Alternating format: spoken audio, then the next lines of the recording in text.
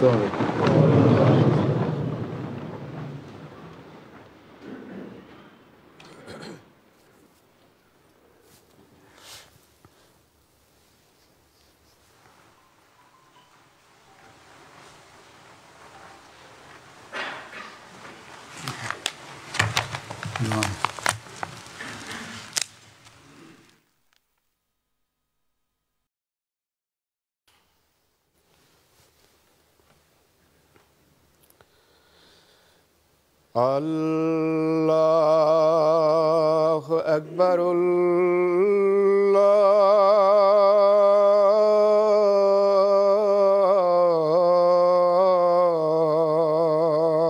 أكبر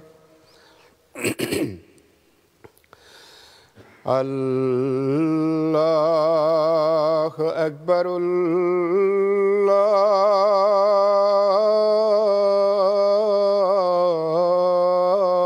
الله أكبر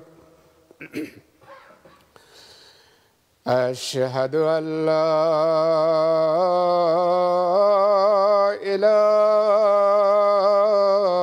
إله إلا الله أشهد أن لا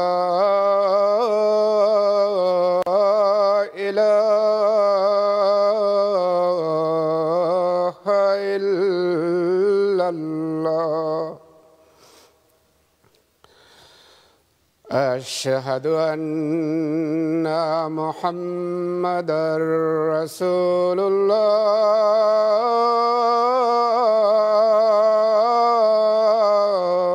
الله أشهد أن محمدًا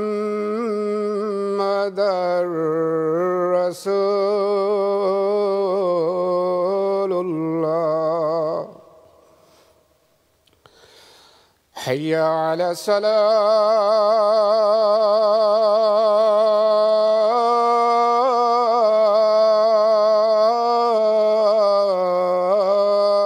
الصلاة حي على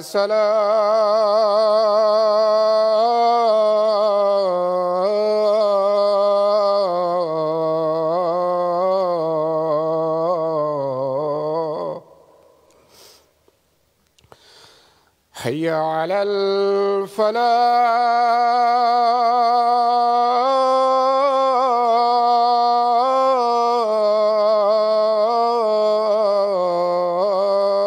الفلاح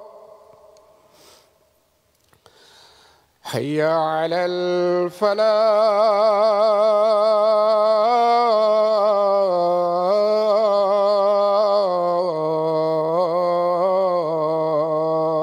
الفلاح الله أكبر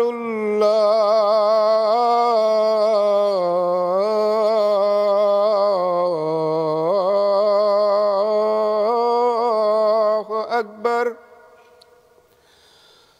لا إله إلا الله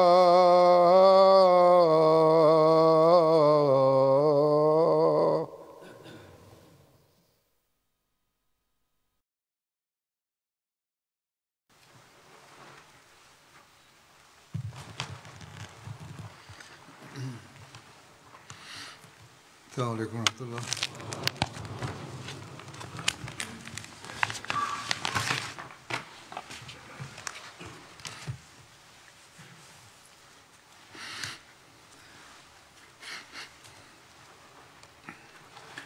أشهد أن لا إله إلا الله وحده لا شريك له وأشهد أن محمدًا عبده ورسوله أما بعد فأعوذ بالله من الشيطان الرجيم بسم الله الرحمن الرحيم الحمد لله رب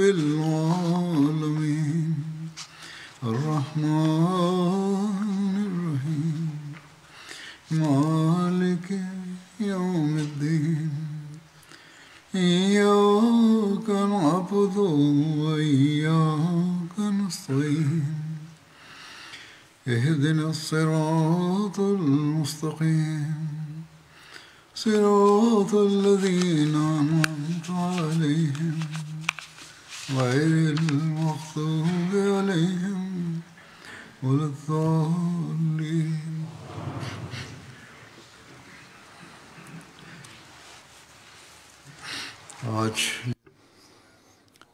আজ যেসব অভিযানের উল্লেখ করা হবে তার মধ্যে একটি হলো আব্দুল্লাহ বিন রাওয়াহার অভিযান, যা উসাইব বিন রুজামের দিকে হয়েছিল।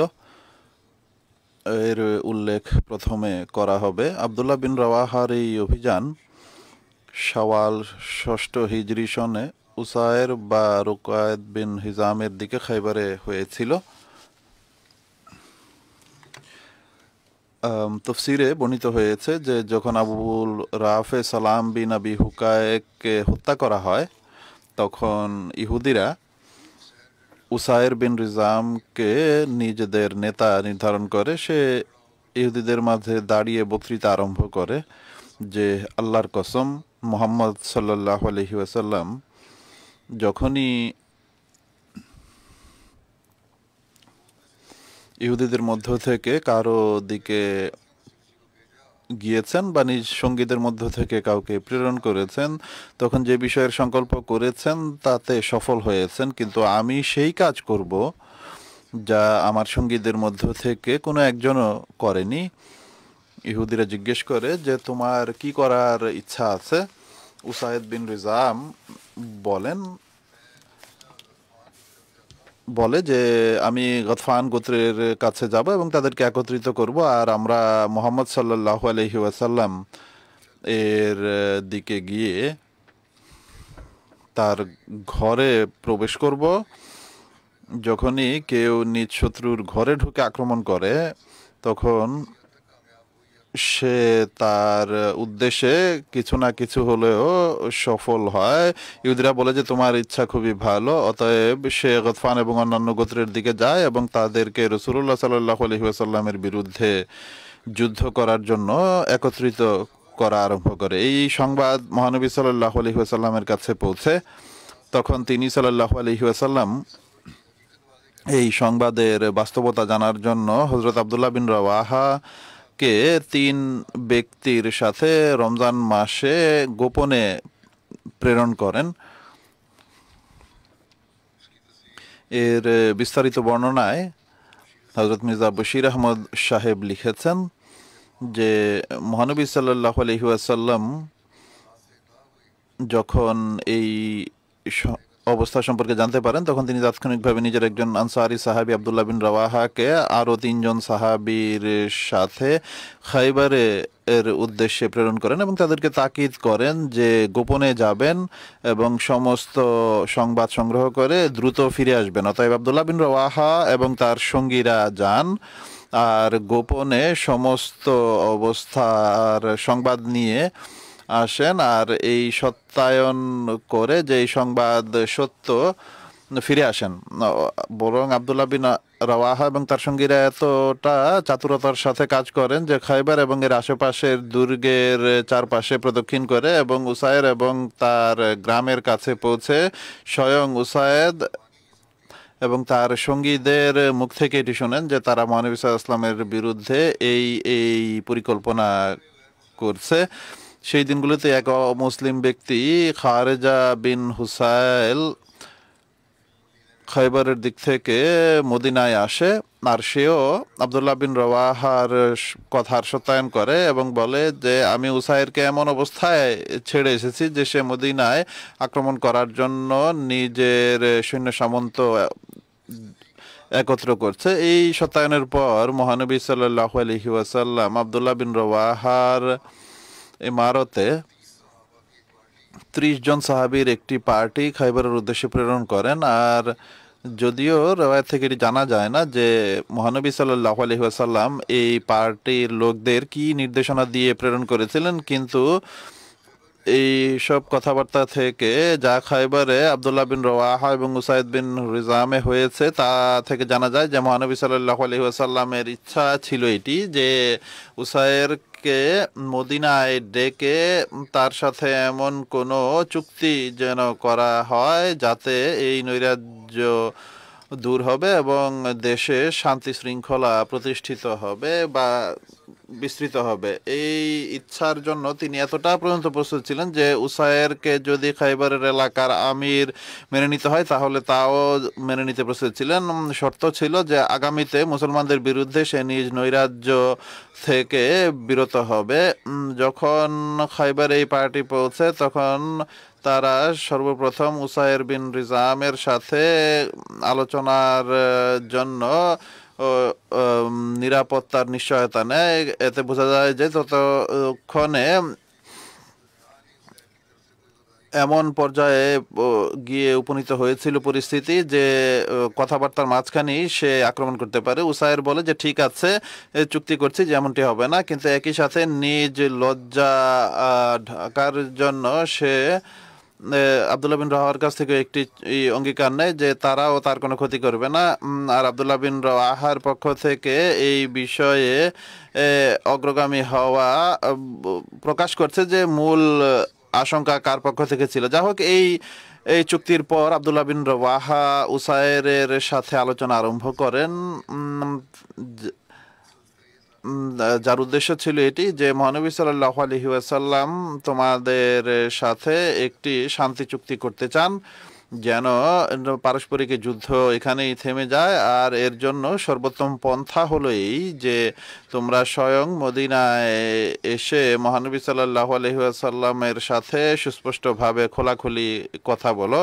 যদি এর ফলে চুক্তি হয়ে যায় তাহলে আমি আশা করি মহানবী সাল্লাল্লাহু আলাইহি ওয়াসাল্লাম তোমার সাথে অনুগ্রহপূর্ণ আচরণ করবেন। আর হতে পারে যে খাইবারের রীতিমতো নেতা নিযুক্ত করা হবে তোমাকে। উসাইরের যতটুকু অথবা এটিও সম্ভব হতে পারে যে তার মনে অন্য কোনো উদ্দেশ্য ছিল, সে এই প্রস্তাব পছন্দ করে এবং সে কমপক্ষে এতটুকু বলে যে আমি এই প্রস্তাব পছন্দ করছি, কিন্তু একই সাথে সে খাইবারে ইহুদিদের নেতৃবৃন্দকে একত্রিত করে তাদের কাছে পরামর্শ চায় যে মুসলমানদের পক্ষ থেকে এই প্রস্তাব দেওয়া হয়েছে, এই সম্পর্কে কি করা উচিত। ইহুদিরা যারা ইসলামের বিরুদ্ধে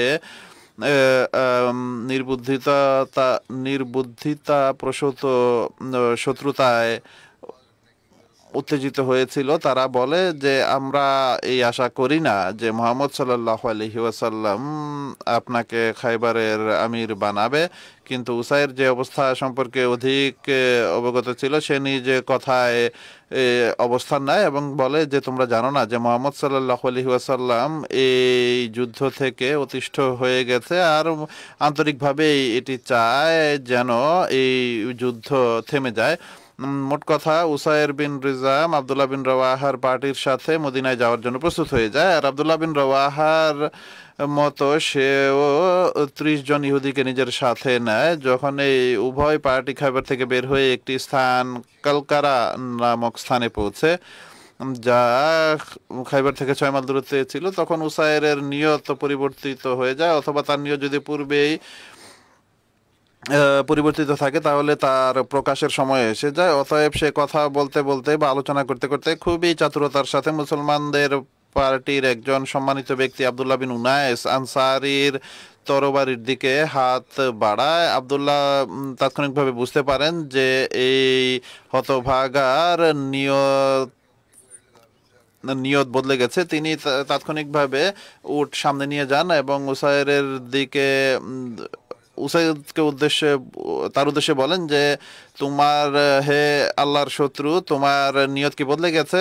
উসাইরকে 2 বার এই কথা বলা হয় কিন্তু সে কোনো উত্তর দেয়নি এবং সে দায় মুক্তির কথাও বলেনি। এটি হয়তো বা পূর্ব থেকেই ইহুদিদের প্রতি ইশারা ছিল যে এমন অবস্থার সৃষ্টি হলে সবাই মিলে যেন তাদের উপর আক্রমণ করে। অতএব ঠিক সেই স্থানে ইহুদি এবং মুসলমানদের মাঝে যুদ্ধ আরম্ভ হয়ে যায়। আর উভয় পার্টি যেহেতু সংখ্যায় সমান ছিল আর ইহুদিরা পূর্ব থেকে মানসিকভাবে প্রস্তুত ছিল আর মুসলমানরা সম্পূর্ণ রূপে যুদ্ধের উদ্দেশ্যে ছিল না, কিন্তু তাই আল্লাহ তাআলার এমন কৃপা হয় যে অনেক মুসলমান আহত হলেও প্রাণের ক্ষতি কারো হয়নি। কিন্তু অপরদিকে সমস্ত ইহুদি নিজ গাদ্দারির স্বাদ লাভ করে নিহত হয়। সাহাবীদের এই দল যখন মদিনায় ফিরে আসে আর মহানবী সাল্লাল্লাহু আলাইহি ওয়াসাল্লাম পুরো ঘটনা জানতে পারেন, তখন তিনি মুসলমানদের নিরাপদে মদিনায় পৌঁছে যাওয়ার কারণে খোদার শুকরিয়া করেন এবং বলেন যে কাদ নাজাকুমুল্লাহু মিনাল কওমিজ জালিমিন, অর্থাৎ কৃতজ্ঞতা করো, খোদা তাআলা তোমাদেরকে এই অত্যাচারী পার্টির হাত থেকে নাজাত বা মুক্তি দিয়েছেন। এই ঘটনা সম্পর্কে কিছু খ্রিস্টান ঐতিহাসিক এই আপত্তি করেছে যে আব্দুল্লাহ বিন রওয়াহার পার্টি যেন উসায়ের এবং তার পার্টিকে খাইবার থেকে কারণে বের করে এনেছিল যে সুযোগ বুঝে রাস্তায় তাকে হত্যা করবে। কিন্তু এই আপত্তি এই পশ্চিমা ঐতিহাসিকদের এক অবান্তর আপত্তি ছাড়া আর কিছুই নয়। তারা ইসলামের উপর আপত্তি করার জন্য যা ইচ্ছা তাই বলে দেয়, কেননা যেমনটি উপরে বর্ণিত হয়েছে যে ইতিহাসে এই কথার কোনো প্রমাণ পাওয়া যায় না যে মুসলমানরা এই নিয়তে সেখানে গিয়েছিল। বরং লক্ষ্য করা হলে অন্যান্য সাক্ষ্য ছাড়া শুধু আব্দুল্লাহ বিন উনায়েসের এই কথা যে হে আল্লাহর শত্রু এখন কি গাদ্দারি করতে চাচ্ছ, আর মহানবী সাল্লাল্লাহু আলাইহি ওয়াসাল্লামের এই কথা যে শুকরিয়া করো যে আল্লাহ তাআলা তোমাদেরকে শত্রুদের এই পার্টি থেকে মুক্তি দিয়েছেন, এটি থেকেই বোঝা যায় যে মুসলমানদের নিয়ত সম্পূর্ণ পরিষ্কার এবং নেক ছিল। আর এটি শুধুমাত্র সেই এই প্রতারণার ফলাফল ছিল যা তারা করতে যাচ্ছিল, অর্থাৎ শত্রুপক্ষ করতে যাচ্ছিল, কিন্তু আল্লাহ তাআলা মুসলমানদের রক্ষা করেছেন। যা হোক, এই পরিণতি হয়েছে এই অভিযানের। এরপর আমর বিন উমাইয়া জমরির অভিযানের উল্লেখ রয়েছে। আবু সুফিয়ানের দিকে যাওয়া হয়েছিল।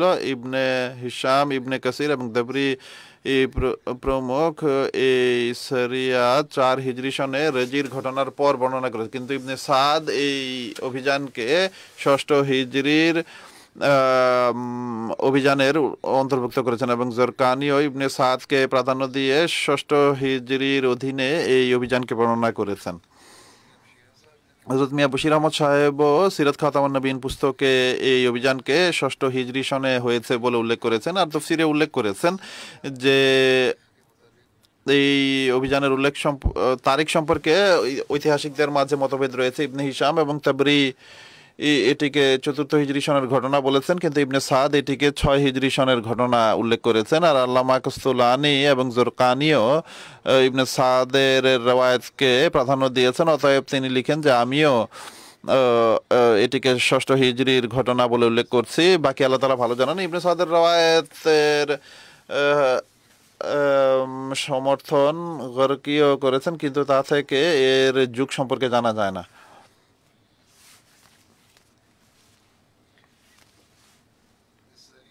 এই অভিযানের বিস্তারিত বর্ণনা হলো, আবু সুফিয়ান কুরাইশের কয়েক ব্যক্তিকে বলে যে তোমাদের মধ্য থেকে এমন কোনো ব্যক্তি কি নেই যে মুহাম্মদ সাল্লাল্লাহু আলাইহি ওয়াসাল্লামের উপর হঠাৎ আক্রমণ করে হত্যা করবে যখন সে বাজারে চলাচল করে। অতএব তার এই কথা শুনে বেদুইনদের মধ্য থেকে এক ব্যক্তি তার ঘরে আসে এবং সে বলে যে তুমি আমাকে মানুষের মাঝে সবচেয়ে দৃঢ় পাবে, আমি তাদের মাঝে সবচেয়ে শক্ত হাতে ধরতে পারি এবং সবচেয়ে দ্রুত দৌড়াতে পারি। তুমি চাইলে আমি তাদের মাঝে যাব এবং মুহাম্মদ সাল্লাল্লাহু আলাইহি ওয়াসাল্লামের উপর আক্রমণ করতে পারি। আর আমার কাছে একটি ছুরি আছে যা পর বাক্য বুঝিনি, সেটি দিয়ে আমি মুহাম্মদ সাল্লাল্লাহু আলাইহি ওয়াসাল্লামের উপর আক্রমণ করব। এরপর আমি এই ভিড়ের মাঝে মিশে গিয়ে এখানে লুকিয়ে পালিয়ে চলে আসব, কেননা আমি সব রাস্তা চিনি। আবু সুফিয়ান বলে যে তুমি আমাদের সঙ্গী। অতএব আবু সুফিয়ান তাকে উট এবং পাথেয় প্রদান করে এবং বলে যে তোমার উদ্দেশ্য গোপন রাখবে। সে রাতে বের হয় এবং নিজ সাওয়ারিতে করে 5 দিন চলতে থাকে। আর ৬ষ্ঠ দিন হাররায় পৌঁছে। হাররা হলো কালো পাথরের জমি এবং মদিনা 2 হাররার মাঝখানে ছিল। একটি হলো পূর্ব দিকের হাররা এবং দ্বিতীয়টি পশ্চিম দিকের। যা হোক, এরপর সে মদিনায় পৌঁছে মানুষের কাছে মহানবী সাল্লাল্লাহু আলাইহি ওয়াসাল্লাম সম্পর্কে জিজ্ঞেস করতে থাকে। এমনকি তাকে বলা হয় যে সে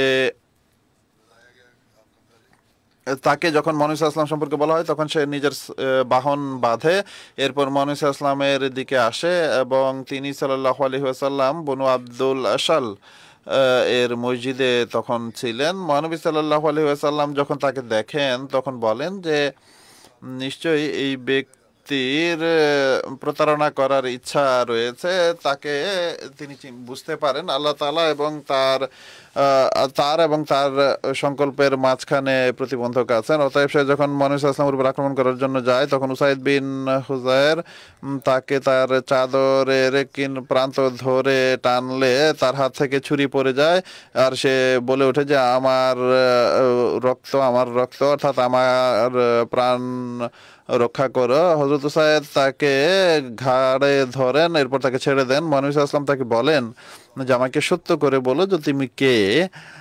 সে বলে যে আমি নিরাপত্তা যাচ্ছি। তিনি সাল্লাল্লাহু আলাইহি ওয়াসাল্লাম বলেন যে ঠিক আছে, তোমাকে নিরাপত্তা দেওয়া হচ্ছে। সে তার কাজ এবং যা কিছু আবু সুফিয়ান তার জন্য নির্ধারণ করেছিল তা সম্পর্কে অবগত করে। মহানবী সাল্লাল্লাহু আলাইহি ওয়াসাল্লাম তাকে ছেড়ে দেন এবং এই স্নেহের কারণেই সে মুসলমান হয়ে যায় এবং বলে যে হে মুহাম্মদ সাল্লাল্লাহু আলাইহি ওয়াসাল্লাম, আমি মানুষকে ভয় করি না, কিন্তু যখন আমি আপনাকে দেখেছি তখন আমার সম্বিত হারিয়ে যায় আর আমার হৃদয় দুর্বল হয়ে পড়ে। এরপর আমি আমার সেই উদ্দেশ্যের কথা মনে করি যা আমার হৃদয়ে ছিল, আর এই চেষ্টা পূর্বে অনেকে করেছে কিন্তু কেউ সফলতা পায়নি। আমি বুঝতে পারি যে আপনার নিরাপত্তা দেওয়া হয়েছে আর নিশ্চয়ই আপনি সত্যের উপর আছেন, অর্থাৎ আল্লাহ তাআলা আপনাকে সুরক্ষা প্রদান করেন। আর আপনার বিরুদ্ধের লোকেরা হলো শয়তানের দল। এরপর সেই ব্যক্তি কিছুদিন অবস্থানের পর মহানবী সাল্লাল্লাহু আলাইহি ওয়াসাল্লামের কাছ থেকে অনুমতি নিয়ে চলে যায়। এরপর এই ব্যক্তির কোনো উল্লেখ শোনা যায়নি, ইতিহাসে পরবর্তীতে এর কোনো উল্লেখ পাওয়া যায় না। মহানবী সাল্লাল্লাহু আলাইহি ওয়াসাল্লাম আমর বিন উমাইয়া এবং সালামা বিন আসলাম কে আবু সুফিয়ান বিল হারবের উদ্দেশ্যে প্রেরণ করেন এবং বলেন যে তোমরা উভয়ে যদি তাকে অসতর্ক অবস্থায় পাও তাহলে তাকে হত্যা করবে। সে এসব ষড়যন্ত্র করছে, অতএব তার মৃত্যুদণ্ড পাওয়াই শ্রেয়, যেন এইসব নৈরাজ্য দূর হয়। ইবনে হিশাম বর্ণনা করেছেন যে মহানবী সাল্লাল্লাহু আলাইহি ওয়াসাল্লাম আমর বিন উমাইয়ার সাথে জব্বার বিন সাখার আনসারীকে প্রেরণ করেছিলেন। অতএব তারা উভয়ে সেখানে চলে যান বা সেখান থেকে রওনা হন, এমনকি মক্কার নিকট পৌঁছে যান এবং তারা উভয়ে তাদের উটগুলোকে ইয়াজেজের উপত্যকার মধ্য থেকে একটি উপত্যকায় লুকিয়ে রাখেন যা মক্কা থেকে 8 মাইল দূরে অবস্থিত ছিল। এরপর রাতের বেলায় তারা মক্কায় প্রবেশ করেন। হযরত জব্বার বিন সালামা আমারকে বলেন যে হায়, আমরা যদি বাইতুল্লাহর তাওয়াফ করে নিতে পারতাম আর 2 রাকাত নামাজ পড়তে পারতাম। আমার বলে যে তারা যখন রাতের খাবার খেয়ে নেয় তখন নিজেদের উঠানে বসে পড়ে। সে যদি আমাকে দেখে তাহলে চিনে যাবে আমি মক্কায় সাদা ঘোড়ার চেয়েও অধিক প্রসিদ্ধ, অর্থাৎ মক্কায় আমাকে সবাই চিনে। আমার এর সঙ্গী বলে যে কখনো না, ইনশাআল্লাহ আমরা যাব। আমার বর্ণনা করেন যে সে আমার কথা মানতে অস্বীকৃতি জানায়, তখন আমরা বাইতুল্লাহর তাওয়াফ করি এবং নামাজ আদায় করি, এরপর চলে যাই। এরপর আমরা আবু সুফিয়ানের উদ্দেশ্যে বের হই, অর্থাৎ যে উদ্দেশ্য আমরা এসেছি তা পূর্ণ করার জন্য। তিনি বলেন যে আল্লাহর কসম, আমরা মক্কায় চলাফেরা করছিলাম, হঠাৎ মক্কার অধিবাসীদের মধ্যে থেকে এক ব্যক্তি আমাকে দেখে চিনতে পারে। ইবনে সাদ বর্ণনা করেন যে সে ছিল মুয়াবিয়া বিন আবু সুফিয়ান, যে চিনতে পেরেছিল। মুয়াবিয়া বলে যে আল্লাহর কসম, আমর বিন উমাইয়া কোনো মন্দ উদ্দেশ্যে নিয়েই এসেছে। সে কুরাইশদের অবগত করে, অতএব তারা আমারকে ভয় পেয়ে যায়। কুরাইশ যখন জানতে পারে তখন তারা ভয় পায় এবং তাকে সন্ধানের জন্য বের হয়। আমার বলে যে আমি আমার সঙ্গীকে বলি যে দ্রুত পলায়ন করো। তবে আমরা দ্রুত হাঁটতে থাকি, এমনকি আমরা একটি পাহাড়ে উঠি আর তারা আমাদের খুঁজে বের হয়। আর আমরা পাহাড়ে উঠে বসেছিলাম, তারা আমাদের খুঁজে পায়নি। অবশেষে আমরা ফিরে আসি এবং পাহাড়ের গুহায় প্রবেশ করি। আমরা সেখানে রাত অতিবাহিত করি এবং আমরা একটি পাথর নেই আর আশেপাশে সাজিয়ে নেই। এর সকাল হলে আমাদের কাছে কুরাইশের এক ব্যক্তি আসে। আমরা দেখি যে ইবনে সাদের মতে উবাইদুল্লাহ বিন মালিক বিন উবাইদুল্লাহ তাইমি ছিল, আর কিন্তু ইবনে ইসহাকের মতে সে উসমান বিন মালিক আব্দুল্লাহ ছিল। তিনি বলেন যে সে নিজ ঘোড়া ছুটাচ্ছিল বা ঘোড়া নিয়ে অগ্রসর হচ্ছিল। আমরা গুহায় ছিলাম। আমরা বলি যে সে যদি আমাদের দেখতে পারে তাহলে সে চিৎকার করবে আর আমরা ধরা পড়ব আর আমাদেরকে হত্যা করা হবে, অর্থাৎ সে কাফেরদের ডেকে আনবে এখানে। তিনি বলেন যে আমার কাছে একটি ছুরি ছিল, যখন আমি আবু সুফিয়ানের জন্য প্রস্তুত করে রেখেছিলাম, আমি বের হয়ে তার বুকে আঘাত করি। সে চিৎকার দেয়, তখন মক্কার অধিবাসীরা তার আওয়াজ শুনতে পায়। আমি ফিরে আসি এবং গুহায় প্রবেশ করি আর মানুষ দ্রুত দৌড়ে তার কাছে আসে এবং সে জীবনের শেষ মুহূর্তে ছিল। অতএব তারা তাকে জিজ্ঞেস করে যে তোমাকে কে ছুরি মেরেছে? তখন সে বলে যে আমর বিন উমাইয়া, আর তার উপর মৃত্যু এসে যায় এবং সে সেখানে মৃত্যুবরণ করে, কিন্তু আমাদের স্থান সম্পর্কে বলতে পারেন। এক রাওয়ায়াতে বর্ণিত হয়েছে যে তারা যখন তাকে পায় তখন তার মাঝে এতটা শক্তি ছিল না যে মক্কার লোকদের আমাদের অবস্থান সম্পর্কে জানাতে পারে। আমর বিন উমাইয়া বর্ণনা করেন যে আমি নিজ সঙ্গীকে বলি যে তুমি নিজ প্রাণ রক্ষা করে পালাও, তুমি চলে যাও, নিজ উটের কাছে যাও এবং তার উপর আরোহণ করে চলে যাও। অতএব তিনি চলে যান। আমর বিন উমাইয়া বলেন যে এরপর আমি নিজেও বের হই, এমনকি জজনানে পৌঁছে যাই। জজনান মক্কা থেকে প্রায় 12 মাইল দূরে অবস্থিত একটি পাহাড়ের নাম। তিনি বলেন যে এরপর আমি একটি পাহাড়ে আশ্রয় গ্রহণ করি আর একটি গর্তে বা গুহায় প্রবেশ করি। আমার বলেন যে এরপর আমি সেখান থেকে বের হই, এমনকি আর সে চলে আসি। আর সেও মক্কা এবং মদিনার মাঝখানে একটি উপত্যকা যেখানে কাফেলা যাত্রাবিরতি দিতে। এরপর আমি আরোহণ করি এবং অগ্রসর হই, এমনকি আমি নাকিতে পৌঁছি। নাকি মদিনা থেকে 2 রাতের দূরত্বে অবস্থিত একটি স্থান। ইবনে হিশাম সিরাতে এটি লেখা আছে। তো কুরাইশদের 2 ব্যক্তি মদিনার দিকে আসছিল, যাদেরকে কুরাইশরা গুপ্তচর হিসেবে প্রেরণ করেছিল যেন তারা দেখে এবং অবস্থা জানতে পারে। অতএব আমি তাদের উভয়কে বলি যে তোমরা বন্দী হিসেবে নিজেকে আমার হাতে তুলে দাও। আমি তাদের একজনকে তীর মেরে হত্যা করি আর দ্বিতীয় জন আমার হাতে নিজেকে সঁপে দেয়। আমি তাকে বেঁধে মদিনায় নিয়ে আসি। তারা এমনিতেই বিরত হয়নি, বরং তাদের মাঝে তীরন্দাজি হয়েছিল উভয় পক্ষের মাঝে। যা হোক, আমর বিন উমাইয়া রাসূলুল্লাহ সাল্লাল্লাহু আলাইহি সাল্লামকে নিজের অবস্থা এবং ঘটনা জানান। রাসূল করিম সাল্লাল্লাহু আলাইহি ওয়াসাল্লাম হাসছিলেন, তখন তিনি আমর বিন উমাইয়ার জন্য মঙ্গলের দোয়া করেন।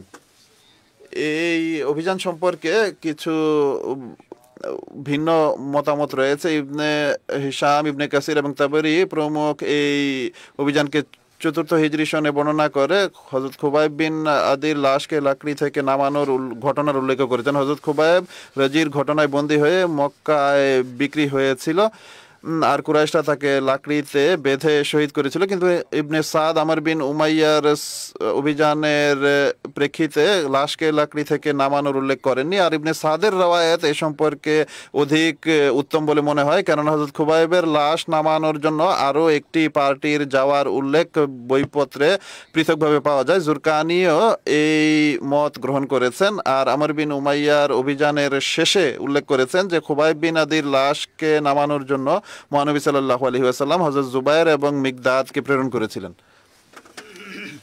এই সম্পর্কে সিরাত খাতামুন নবীন পুস্তকে হযরত মির্জা বশির আহমদ সাহেব লিখেছেন যে আমর বিন উমাইয়ার যুদ্ধাভিযান প্রসঙ্গে বা যুদ্ধাভিযানের প্রেক্ষাপটে খুবাইব বিন আদির লাশ কাষ্ঠখণ্ড থেকে নামানোর কোনো ঘটনার উল্লেখ নেই। তিনি যা লিখেছেন তাতে এটি লিখেছেন।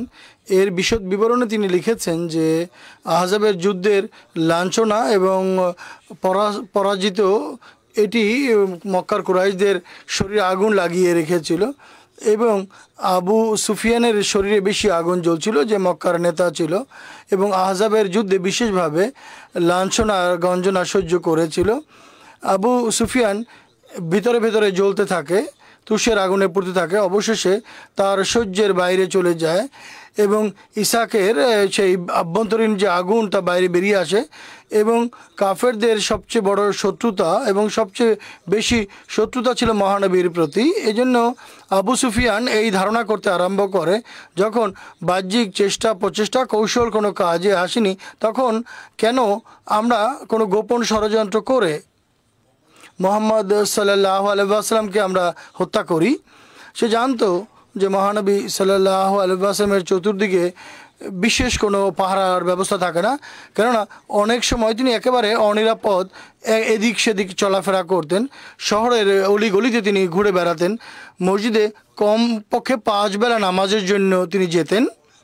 আর সফরে তিনি একেবারে অকৃত্রিমভাবে এবং স্বাধীনভাবে তিনি চলাফেরা করতেন। এর চেয়ে উত্তম সুযোগ একজন ভাড়াটে খুনির জন্য আর কি হতে পারে। এই ধারণা আসতেই আবু সুফিয়ান ভেতরে ভেতরে মহানবী সাল্লাল্লাহু আলাইহি ওয়াসাল্লামকে হত্যার জন্য গভীর ষড়যন্ত্র করতে আরম্ভ করে।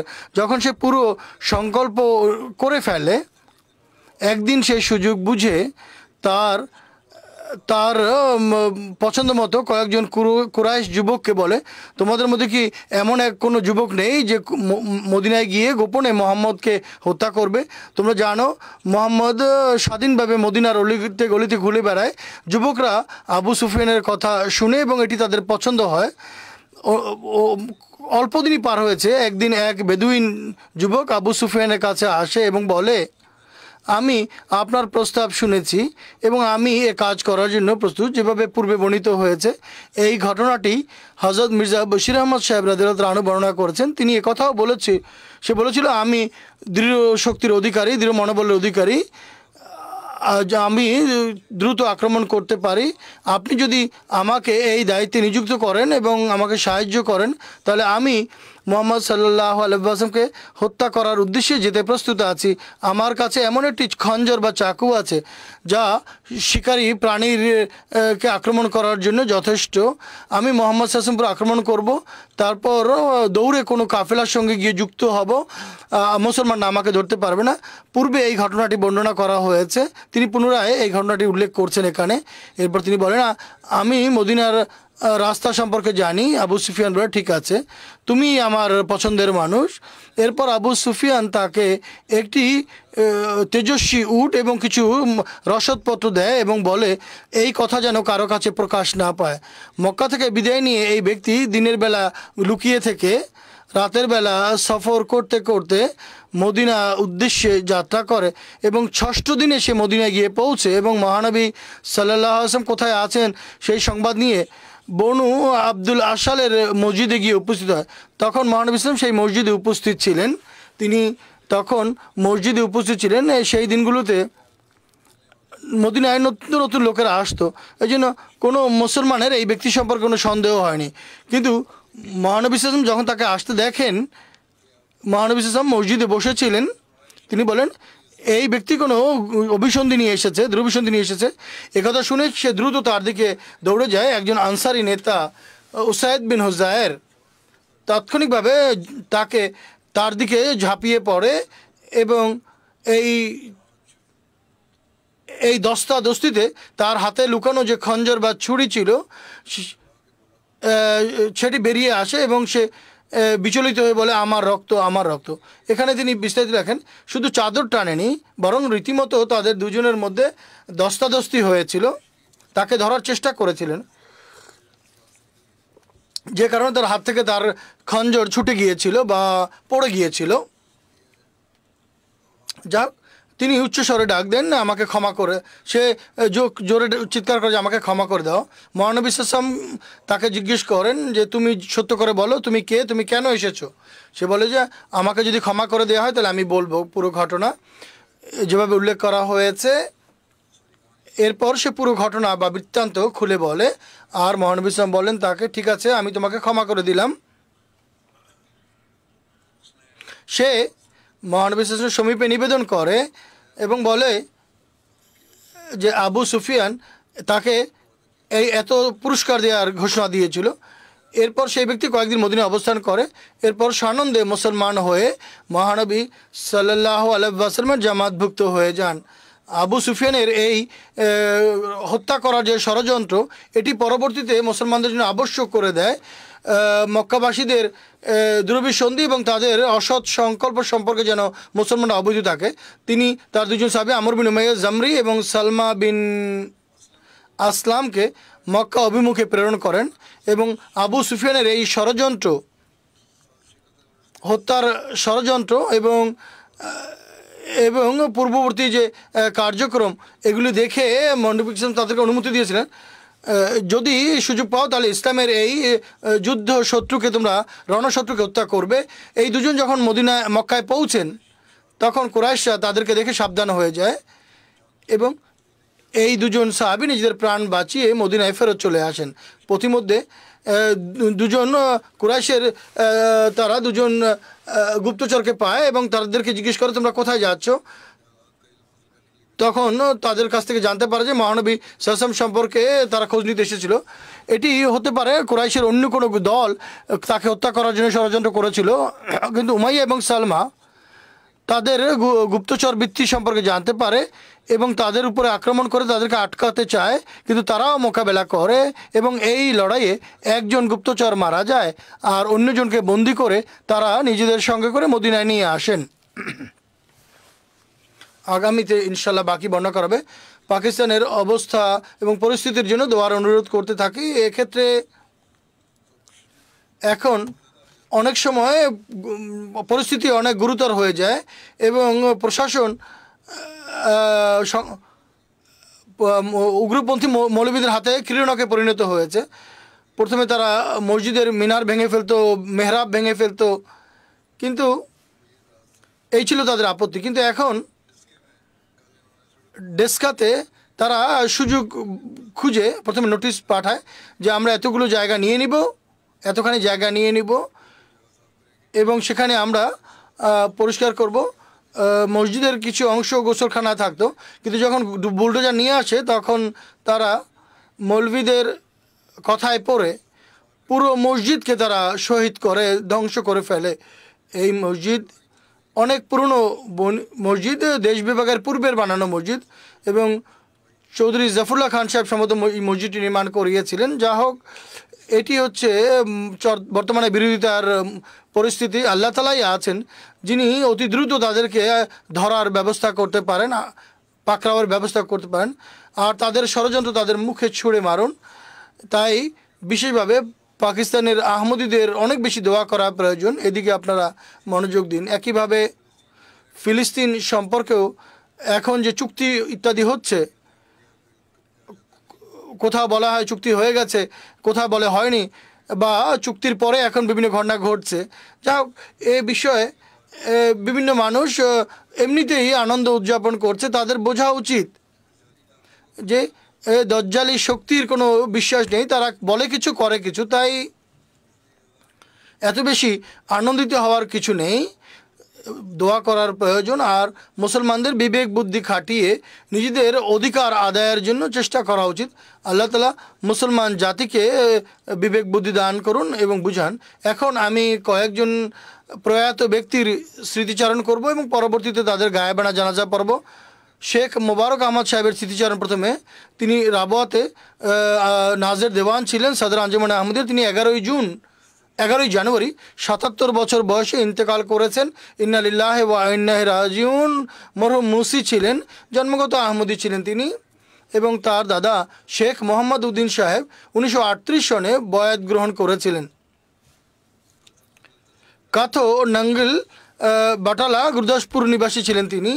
শেখ মোবারক সাহেব বিএ করার পর 67 থেকে 81 বছর পর্যন্ত প্রায় 15 বছর তালিমুল ইসলাম হাই স্কুলের শিক্ষক হিসেবে দায়িত্ব পালন করেন।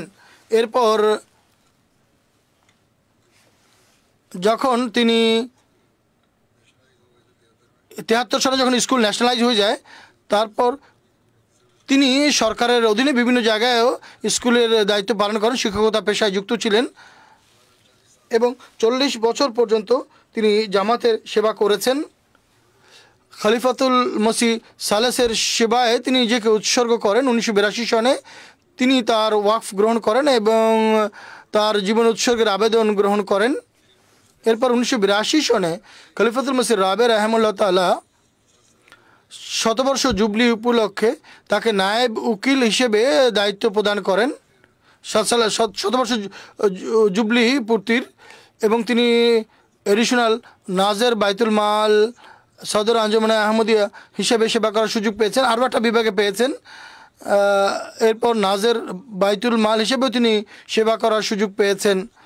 এরপর নাজের দেওয়ান হিসেবে এবং নাজের রিস্তানাতা হিসেবে দীর্ঘদিন তিনি জামাতের সেবা করার সুযোগ পেয়েছেন।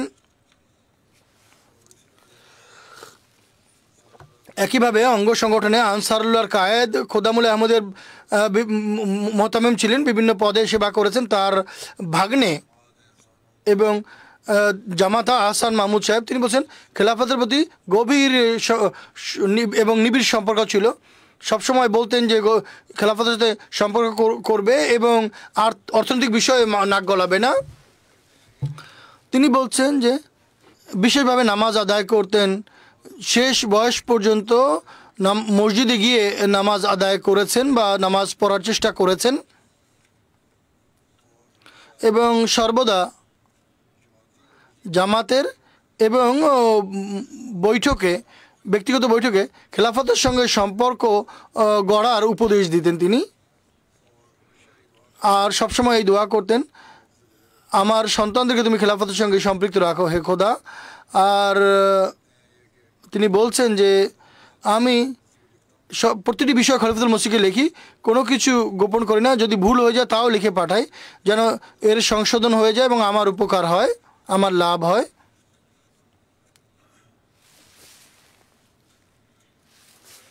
আল্লাহ তাআলার কৃপায় ওয়াকফের দায়িত্ব তিনি যথাযথভাবে পালন করেছেন। হুজুর বলছেন আমি দেখেছি, আমার সঙ্গেও কাজ করেছেন যখন আমি পাকিস্তানে এবার আবহাওয়াতে ছিলাম। সর্বদা তিনি একটি দৃষ্টান্ত ছিলেন, ধর্মকে জাগতিকতা পার প্রাধান্য দেওয়ার, সাদাসিধে জীবনযাপন করেছেন এবং পুরো সময় জামাতকে দিয়েছেন। অধিকাংশ সময় এটি হতো যে তিনি সফর করতেন, আর সফর করে ফিরে এসে অফিসে সময় দিতেন, এরপর পুনরায় আবার সফরে চলে যেতেন। এই চেষ্টাই থাকতো যেন আমি সেবা করার সুযোগ পাই। কখনো তার সন্তানদের মধ্যে হতে কেউ যদি তাকে বিশ্রাম নেওয়ার পরামর্শ দিতেন, তিনি মাঝখানে অসুস্থ হয়ে গিয়েছিলেন, তখন তিনি বলেন যে আমার মৃত্যুতেই আমার অবসর হবে, আমি মারা গেলেই আমি অবসর নিব। দপ্তরের কর্মচারীরাও তার প্রতি খুশি ছিলেন যে সর্বদা আমাদের প্রতি খেয়াল রাখতেন এবং সকল বিষয় তিনি খতিয়ে দেখতেন, আমাদের ব্যক্তিগত প্রয়োজনাদিও দেখতেন, তারপর পূর্ণ করতেন। একইভাবে লিখেছেন যে পড়াশোনার গভীর আগ্রহ ছিল। তিনি বলেন যে আমি দেখেছি যে বাড়িতে সবসময় তিনি পড়াশোনা করতেন, আর হযরত মুসলিম আসলাম বই পুস্তক এবং মলফুজাত গভীরভাবে অধ্যয়ন করেছেন, আর সন্তানদেরকেও এগুলো অধ্যয়ন করার পরামর্শ দিতেন। জামাতের আইন কানুন সম্পর্কে তিনি গভীরভাবে অবগত ছিলেন এবং সিদ্ধান্ত গ্রহণ করারও তার সামর্থ্য ছিল। আল্লাহ তাআলা তাকে এই নৈপুণ্য বা যোগ্যতা দান করেছিলেন। আঞ্জুমানের যে আইন কানুন প্রণয়ন কমিটিতেও তিনি ছিলেন এবং তিনি চমৎকার দূরদর্শী সিদ্ধান্ত দিতেন বা পরামর্শ দিতেন, মতামত দিতেন। ইন্সপেক্টর বাইতুল মাল আছেন করাচির সৈয়দ দাউদ আহমদ সাহেব, তিনি বলেন 23 বছর সময়কাল মাল বিভাগে তার সঙ্গে কাজ করছি। খুবই সুন্দরভাবে কাজ করাতেন, যেখানে ভুল হতো সেখানে বুঝাতেন, যেখানে ভালো কাজ করতেন সেখানে তিনি উৎসাহিত করতেন। অফিসের প্রত্যেক কর্মচারী মনে করতো যে তার সঙ্গে তার ভালো সম্পর্ক আছে এবং যতটুকু সম্ভব হতো তাদের সাহায্য সহযোগিতা করতেন। আল্লাহ তাআলা তার প্রতি ক্ষমা এবং দয়াশীল ব্যবহার করুন। তার 6 জন কন্যা, একজন পুত্র সন্তান। দ্বিতীয় জানাজা মোকাররম মোহাম্মদ মুনির আদিলভি সাহেবের, তিনি কাতার নিবাসী ছিলেন। সম্প্রতি তিনি ইন্তেকাল করেছেন 76 বছর বয়সে। ইন্না লিল্লাহি ওয়া ইন্না ইলাইহি রাজিউন। তার 3 জন পুত্র সন্তান এবং 1 জন কন্যা সন্তান ছিলেন। মুসাল্লাম দুরাবি সাহেব বলেন, তার মাধ্যমেই আমি এবং আমার ভাই আহমদিয়ত গ্রহণ করেছি। তিনি একজন সক্রিয় মোবাল্লেগ এবং বিচক্ষণ এবং একজন লেখক এবং একজন দাইলাল্লাহ ছিলেন। 1984 শুরুর দিকে তিনি বয়াত করেছিলেন। তখন তিনি খলিফাতুল মসিহ রাবে রাহিমাহুল্লাহর সঙ্গে সাক্ষাৎ করেন। তারপর এখানে লন্ডনে দীর্ঘদিন অবস্থান করেন এবং লেকামাল আরব অনুষ্ঠান এবং অন্যান্য অনুষ্ঠানও তিনি অনুবাদ করার সুযোগ লাভ করেছেন। 10টির চেয়ে অধিক গ্রন্থ তিনি লিখেছেন, যার মধ্যে 7টি আহমদিয়া জামাতের তবলিগে বিষয়বস্তু সম্পর্কিত। অনেক পরে বয়াত করেছেন, কিন্তু অনেক কাজ করে গেছেন। সিরিয়া জামাতের সেই তবলিগ এবং তালিম তরবিয়ত হিসেবে তিনি সেবা করেছেন। ডজন ডজন মানুষ তার তবলিগে বয়াত করেছেন। আরবের বিভিন্ন জনপদে তার মাধ্যমে আহমদিয়াত মানুষ গ্রহণ করেছে।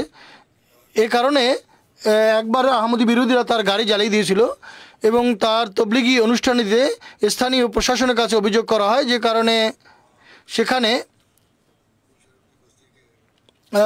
একটি জনপদের কথা তিনি বলছেন যে 1989 সনে সাবেক সরকারের নির্দেশে তিনি কয়েক মাস জেলে ছিলেন। সিরিয়ার অবস্থা শোচনীয় হওয়ার পর তিনি সন্তানদের নিয়ে কাতার হিজরত করেন। সিরিয়ার প্রেসিডেন্ট ওয়াসিম সাহেব বা নাসিম সাহেব লিখেন যে তিনি একটি পুস্তক রচনা করেন, যার ফলে আহমদীদের অনেক উপকার হয়েছে। আহমদিয়তের শিক্ষা মালা তিনি খুব সহজ সরল ভাষায় উপস্থাপন করেছেন। তার মাধ্যমে অনেক মানুষ আহমদিয়া জামাত গ্রহণ করেছেন। বাসের দিলভি সাহেব বলছেন যে তিনি তার পুরো জীবন আহমদিয়তের সেবায় নিবেদিত রেখেছেন এবং খেলাফতের প্রেমিক ছিলেন এবং খলিফাতুল মসিহ রাবের ইংরেজি পুস্তক অনুবাদ করেছেন। তিনি একজন আহমদিয়তের মুজাহিদ ছিলেন। আহমদিয়তের তবলিগ এবং প্রচার প্রসারের জন্য তিনি উৎসর্গ করে রেখেছিলেন নিজেকে। সিরিয়াতে আহমদিয়া জামাত প্রতিষ্ঠার জন্য তিনি অনেক কাজ এবং সংগ্রাম করেছেন। তবলিগের জন্য তিনি বিভিন্ন এলাকায় সফর করেছেন। 2013 সনে সিরিয়াতে অর্থনৈতিক অধপতনের কারণে, আর্থিক মন্দার কারণে তিনি কাতারে চলে যান এবং যারা আগ্রহ রাখতেন তাদের প্রতি তিনি যোগাযোগ রাখতেন। তিনি একজন বাগ্যী বক্তা ছিলেন। কোরআন এবং সুন্নতের আলোকে মসিহ মাউদের বাণী এবং তার দলিল প্রমাণের উপরে তিনি গভীর ব্যুৎপত্তি রাখতেন। তিনি খেলাফতের শ্রেষ্ঠত্ব এবং খেলাফতের প্রতিরক্ষার জন্য ইংরেজি থেকে আরবিতে অনেক বই অনুবাদ করেছেন। তিনি তার ব্যক্তি, কলম এবং কাজকর্ম সব কিছু জামাতের সেবা নিবেদিত রেখেছিলেন। তার মতবাদ এবং মসিহ মাউদের বাণী পৌঁছানোর ক্ষেত্রে মসিহ মাউদের বাণীর প্রতি ইমানের কারণে তার খানদান এবং দামেস্কের পক্ষ থেকে তাকে অনেক বিরোধিতার সম্মুখীন হতে হয়েছে। নাজার আজিব সাহেব বলেন যে দিলভি সাহেবের মাধ্যমে আমি আহমদিয়তের সঙ্গে পরিচিত হই। মোকাররম খালেদ এজাম সাহেব তার দাজ্জাল সম্পর্কিত যে পুস্তক তিনি তার থেকে নেন এবং বলেন আমার এই পুস্তকটি খুব ভালো লাগে এবং তিনি আমার যে পুরো চিন্তাভাবনা পাল্টে দেয়। এরপর আমি তার মুরতাদে হত্যা এবং জিন সম্পর্কিত পুস্তক পাঠ করি এবং তার সঙ্গে ফোনে যোগাযোগ করি। এরপর আমি এবং খালেদ আজম সাহেব বয়াত করি। মরহুম জানতে পারেন, যখন এটি জানতে পারেন তারা অত্যন্ত আনন্দিত। ডক্টর ইমরান রহমান সাহেব কাতারের প্রেসিডেন্ট সাহেব বলেন অত্যন্ত নরম স্বভাবের ছিলেন। জামাতের সঙ্গে দৃঢ় সম্পর্ক রাখতেন। খেলাফতের প্রতি তার ভালোবাসা এবং আনুগত্যের সম্পর্কও ছিল দৃষ্টান্তপূর্ণ, অসাধারণ সম্পর্ক ছিল। এমটি এর মাধ্যমে খুতবা শুনতেন এবং অন্যান্য অনুষ্ঠানও দেখতেন, হুজুরের প্রোগ্রাম, এবং মানুষকে বলতেন কি শিখেছেন। আর্থিক কোরবানিতে অগ্রগামী থাকতেন এবং এটি সুনিশ্চিত করতেন যে তার চাঁদা যেন সর্বপ্রথম আদায় করা হয়। মৃত্যুর কয়েকদিন পূর্বে তিনি আমাকে বলেছেন এবং মুরব্বী সাহেবকে এবং সেক্রেটারি মাল সাহেবকে আমাদেরকে ডাকেন, নিজের কাছে ডাকেন এবং তার ওয়াকফে জাদিদের চাঁদা পরিশোধ করতে হবে, নিতে আসুন। ভুল রিপোর্টের কারণে সেখানেও সিকিউরিটির কাছ থেকে অব্যাহতি দেওয়া হয়েছিল। যাই হোক তিনি পরবর্তীতে সেই কাজ ছেড়ে দিয়েছিলেন। যাই হোক পরবর্তীতে তাকে নির্দোষ ছেড়ে দেওয়া হয়েছিল, খালাস দেওয়া হয়েছিল।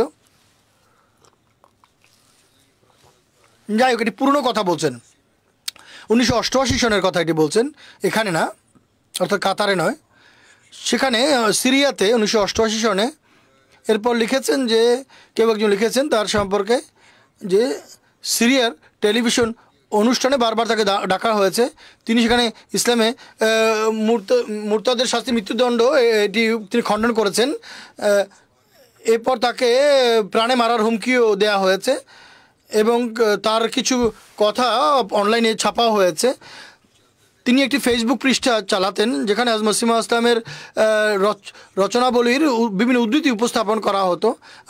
আহমদি সবাই তাকে ফলো করতো, তার পেজটি ফলো করতো। তিনি তার পুরো জীবন নিজের শেষ নিঃশ্বাস পর্যন্ত তার কলম এবং বক্তব্যের মাধ্যমে তিনি ইসলামের সেবা করেছেন। তার মূল চিন্তা ছিল হযরত মসিহ মাউদ ইসলামের বাণী পৌঁছানো এবং বিশ্বে আল্লাহ তাআলার ধর্মের প্রচার এবং প্রসার করা। যেখানেই সুযোগ পেতেন সেখানে বসে তিনি আহমদিয়াত এবং হযরত মসিহ মাউদ ইসলামের সত্যতা সম্পর্কে আলোচনা করতেন এবং তার বাণী পৌঁছানোর দিকে তিনি আলোচনা করার চেষ্টা করতেন। আল্লাহ তাআলা তার প্রতি দয়া এবং ক্ষমাশীল ব্যবহার করুন, তার সন্তানদেরকেও পুণ্যের উপর প্রতিষ্ঠিত রাখুন এবং মরহুমের পদমর্যাদা উন্নীত করুন। তৃতীয় স্মৃতিচারণ হচ্ছে আব্দুল বারি তারেক সাহেবের, যিনি ওয়াকফে জাদিদ রাবোয়ার কম্পিউটার সেকশনের ইনচার্জ ছিলেন। তিনিও সম্প্রতি ইন্তেকাল করেছেন। ইন্না লিল্লাহি ওয়া ইন্না ইলাইহি রাজিউন। ওয়াকফে জাদিদের সদর সাহেব লিখেছেন, আহমদিয়তের প্রবেশ করেছিল চৌধুরী মোহাম্মদ ইয়ার সাহেব, ঘাটিয়ালা নিবাসী, সিয়ালকোট জেলা নিবাসী, তার দাদার মাধ্যমে 1903 সনে বয়াত গ্রহণ করে মসিহ মাউদের হাতে বয়াত করেছিলেন। মরহুমের দাদা চৌধুরী গোলাম কাদের সাহেব জন্মগত আহমদি ছিলেন, বড় দাদা বয়াত করেছিলেন। তিনি কম্পিউটার সায়েন্সে এমএসসি করেছিলেন। এরপর করাচিতে চাকরি করতে থাকেন। এরপর তিনি ক্যান্সার রোগে আক্রান্ত হন। এরপর আরোগ্য লাভ করেন। পুনরায় তিনি ক্যান্সারে আক্রান্ত হন। তিনি খলিফাতুল মসিহ রাবের সমীপে লেখেন, তিনি তাকে হোমিওপ্যাথি ঔষধ প্রেরণ করেন আর হোমিও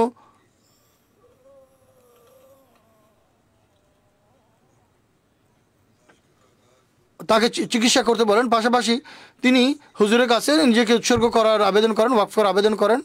খলিফাতুল মসিহ রাবে রাহিমাহুল্লাহ তার ওয়াকফের আবেদন গ্রহণ করেন এবং তাকে সেখানে তাহরিকে জাদিদে প্রেরণ করেন। এরপর ওয়াকফে জাদিদে তার পদায়ন হয়। সকল অফিসকে কম্পিউটারাইজ করা ছাড়াও অন্যান্য জামাতের যে তথ্য সংগ্রহ করার কাজ তিনি করেছেন। বরং পাকিস্তানের বাইরেও নাইজেরিয়া, আহমদি হাসপাতাল, বেনিনেও তিনি কম্পিউটারাইজ করার কাজ করেছেন। বেনিনে ডাক্তার সাহেব লিখেছেন, আমরা এখানে কম্পিউটারাইজ করতে চাচ্ছিলাম যেখানে লক্ষ লক্ষ টাকা ব্যয় হতো, আর সস্তায় করলেও হাজার হাজার ডলারের এস্টিমেট পেয়েছিলাম আমরা। কিন্তু তিনি এখানে আসেন 1 মাস থেকে অনেক খুব সামান্য খরচের মধ্যেই আমাদের সমস্ত কাজ করে দেন। তার শোক সন্তপ্ত পরিবারে স্ত্রী, মেয়ে, 1 পুত্র এবং 5 জন ভাই রয়েছে। সম্ভবত একজন বোনও আছে হুজুর বলছেন। তিনি যখন ওয়াকফ করেন, অসুস্থতার পর আরোগ্য লাভ করার পর তিনি নিয়ত করেছিলেন যে আরোগ্য লাভ করে আমি ওয়াকফ করব। আরোগ্য লাভ করার পর তিনি 21 বছর পর ওয়াকফের সময় নিঃস্বার্থভাবে জামাতের সেবা করেছেন। দিন দেখেননি, রাত দেখেননি, দিন রাত একাকার করে কাজ করেছেন। এমন আদর্শ প্রতিষ্ঠা করেছেন ওয়াকফিনদের জন্য এবং সেখানকার স্থানীয় লোকদের জন্য, যা প্রশংসার যোগ্য। আনসারুল্লাহ মারকাজিয়াতেও তিনি কায়েদ হিসেবে সেবা করছিলেন। কোথায় সফরে যাওয়ার জন্য প্রস্তুতি নিচ্ছিলেন, এর মধ্যে হৃদযন্ত্রের আক্রমণ হয়।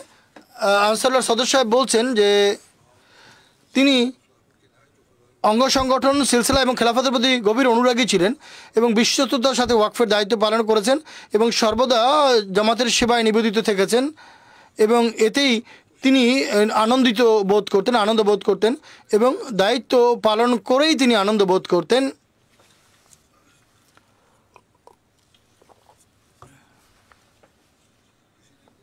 কেউ একজন তাকে বলেছিলেন যে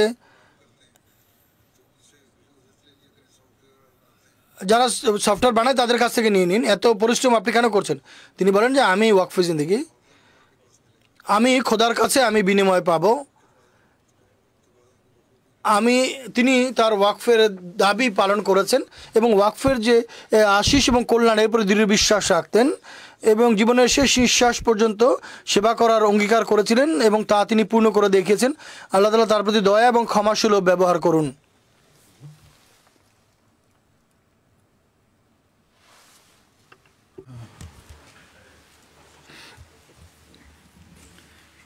আলহামদুলিল্লাহ আলহামদুলিল্লাহ নাহমাদুহু ওয়া নাস্তাঈনুহু ওয়া নাস্তাগফিরুহু ওয়া নু'মিনু বিহি ওয়া নাতাওয়াক্কালু আলাইহি ওয়া নাউযু বিল্লাহি মিন শুরুরি আনফুসিনা ওয়া মিন সাইয়্যাতি আ'মালিনা মান ইয়াহদিহিল্লাহু ফালা মুদিল্লা লাহু ومن يضلل فلا هادي له ونشهد أن لا إله إلا الله ونشهد أن محمدا عبده ورسوله عباد الله رحمكم الله إن الله يأمر بالعدل والإحسان وإيتاء ذي القربى وينهى عن الفحشاء والمنكر والبغي يعظكم لعلكم تذكرون اذكروا الله يذكركم وادعوه يستجب لكم ولذكر الله أكبر